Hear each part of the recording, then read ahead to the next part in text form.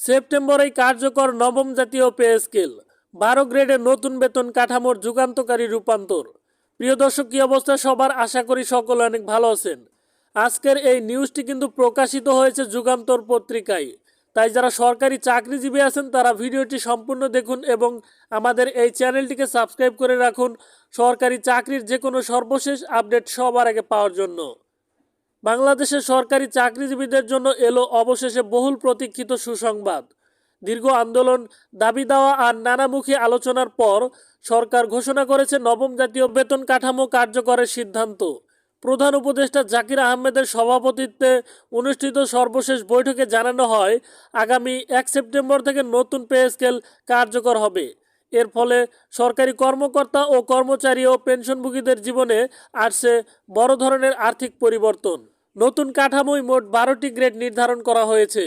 আগে যেখানে ছিল 20টি গ্রেড, সেখানে এবার গ্রেড সংখ্যা কমিয়ে আনা হয়েছে, যাতে পদোন্নতি, বেতন বৃদ্ধি ও ভাতার জটিলতা দূর হয়। অর্থ মন্ত্রণালয় জানিয়েছে, এই সংস্কার বিশেষভাবে সুবিধা দেবে নিম্ন ও মধ্যম স্তরের কর্মচারীদের। বিশেষ করে চতুর্থ শ্রেণীর কর্মচারী থেকে শুরু করে মাঝারি পদমর্যাদার কর্মকর্তারা তুলনামূলক বেশি বেতন ও ভাতার সুবিধা পাবেন। দীর্ঘদিন ধরে সরকারি চাকরিজীবীদের অন্যতম দাবি ছিল মহার্ঘ ভাতা, চিকিৎসা ভাতা এবং বাড়ি ভাড়া ভাতার সমন্বয়ের বিষয়টি। নতুন পে স্কেলে এসব ক্ষেত্রে বড় পরিবর্তন আনা হয়েছে। ঢাকা সহ চট্টগ্রামের মতো ব্যয়বহুল শহরে কর্মরত কর্মকর্তাদের বাড়ি ভাড়া ভাতা বাড়ানো হয়েছে। পাশাপাশি চিকিৎসা ভাতা ও পরিবহন ভাতার হারও পুনর্নির্ধারণ করা হয়েছে, যা সরকারি কর্মচারীদের জীবনমান উন্নয়নে সহায়ক হবে। তো দর্শক বন্ধুরা, ভিডিওর এ পর্যন্ত এসে যারা এখনও চ্যানেলটি সাবস্ক্রাইব করেননি তারা এখনই চ্যানেলটি সাবস্ক্রাইব করে রাখুন। অবসরপ্রাপ্ত কর্মকর্তাদের জন্য এসেছে স্বস্তির খবর। এতদিন পেনশনের বাইরে বিভিন্ন ভাতায় তারা বঞ্চিত থাকলেও এবার নতুন কাঠামোয় পেনশনারদের ভাতা বৃদ্ধি ও চিকিৎসা সুবিধার আওতায় আনা হয়েছে।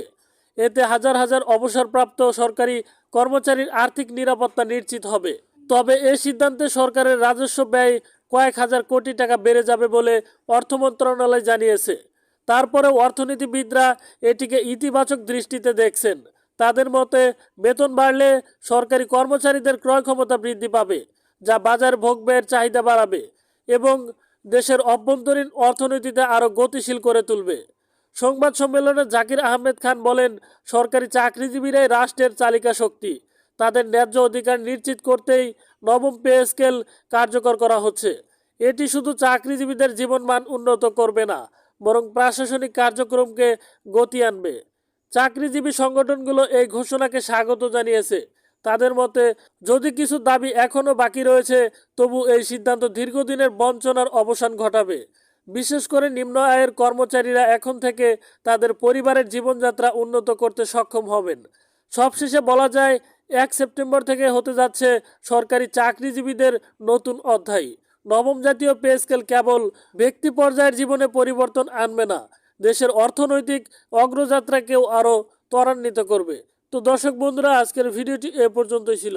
ভিডিওটি ভালো লেগে থাকলে অবশ্যই আপনাকে চ্যানেলটি সাবস্ক্রাইব করে রাখতে হবে মহার্ঘ ভাতা এবং পে স্কেলের সকল আপডেট সবার আগে পাওয়ার জন্য।